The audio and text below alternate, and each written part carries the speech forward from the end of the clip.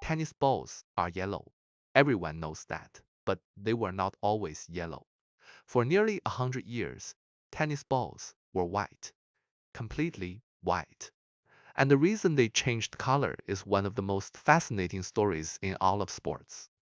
Because it involves television, a man named David Attenborough, and the discovery that changed the game forever. Back in the early days of tennis, all the way through the 1950s and 60s, tennis balls were white. Every single brand, every single tournament, every single match used white balls. Why? Because white showed up beautifully against the dark backgrounds of grass courts and indoor surfaces. Players could see the ball clearly, and that was all that mattered.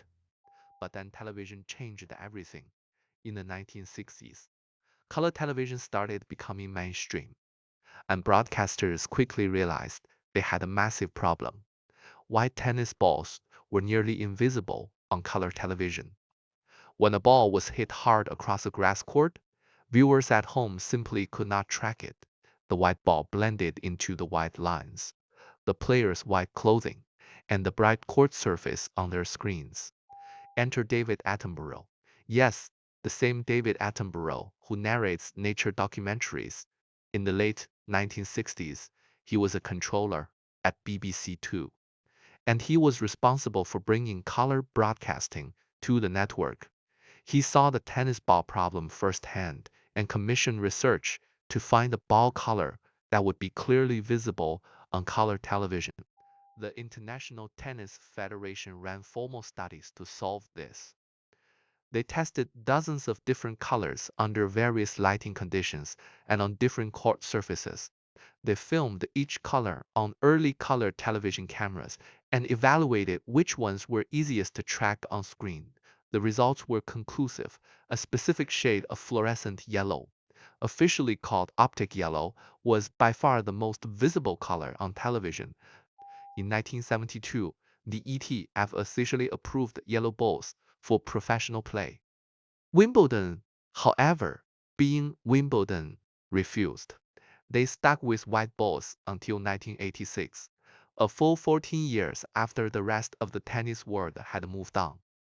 That is how stubborn tradition can be at the All England Club, even when the science was undeniable.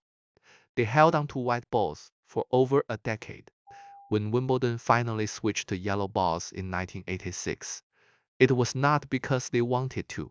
It was because the television broadcasters demanded it. The BBC, who paid massive sums for the rights to broadcast Wimbledon, told the tournament that white balls were simply unacceptable for color television coverage. Money talked and tradition walked. The specific color that was chosen is officially called optic yellow. And it is not just any yellow. It is a highly saturated fluorescent yellow-green that was specifically engineered to pop on camera. If you look at a tennis ball next to a regular yellow object like a banana or a school bus, you will notice the tennis ball is noticeably greener and more fluorescent.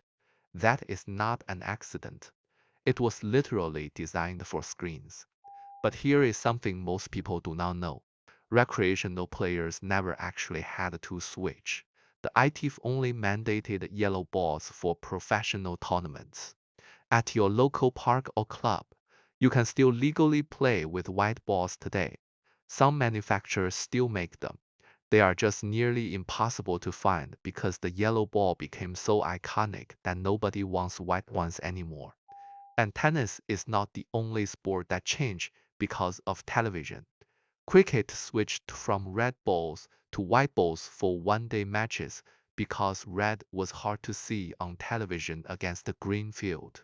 Snooker changed the color of several balls for the same reason. Table tennis switched from white to orange balls and then back to white for different broadcast conditions. Television has shaped the very look of modern sports. Today, optic yellow is so deeply associated with tennis that it is hard to imagine the sport without it. The color has become a brand. When you see that fluorescent yellow-green ball, you instantly think tennis. It is on shoes, clothing, logos, and merchandise. What started as a technical fix for a television problem has become one of the most recognizable colors in all of sports. So here is my question for you. If you could pick any color for a tennis ball, what would you choose and why? Tell me in the comments. I want to see your answers.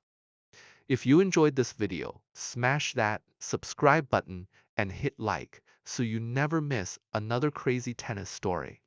And share this with someone who thinks tennis balls have always been yellow. I read every single comment